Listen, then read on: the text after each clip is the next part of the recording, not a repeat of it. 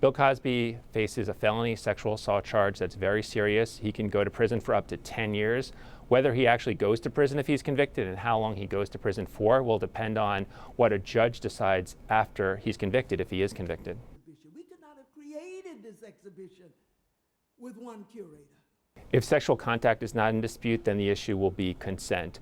Was she able to consent to the sexual intercourse? Did she consent to it? If she was under the influence of some kind of drug, maybe with alcohol, then she might not have been able to consent, and therefore it would be a sexual assault if you had any kind of sexual contact with her. So the issue will be, was she capable of consenting at the time? I have to ask about your name coming up in the news recently regarding this comedian. There's no physical evidence. However, you have not only her word, but you also have his word, which helps corroborate her word to a large extent in the deposition.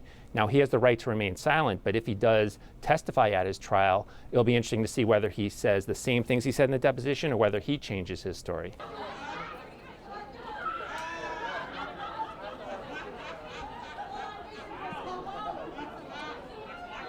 The statute of limitations was about to expire. They had to bring this charge now or they never would have been able to do it. And no doubt that's why they put together the pieces of this case right now and brought it today.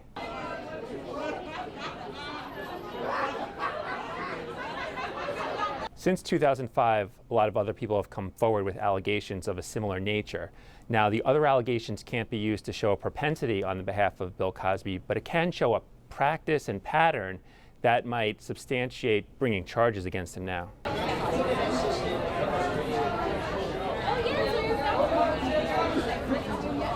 Him saying that there was this gray area isn't a full confession, but it certainly helps corroborate her allegations that he did have some kind of sexual contact with her without her consent because she was under the influence of drugs and maybe alcohol.